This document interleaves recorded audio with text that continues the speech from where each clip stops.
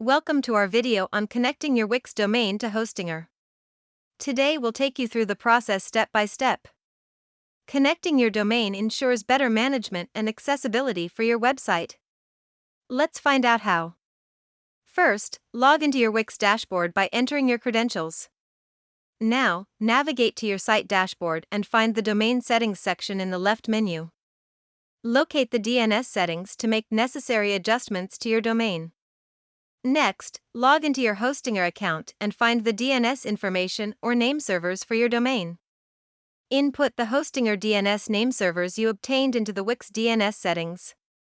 Make sure to save your changes.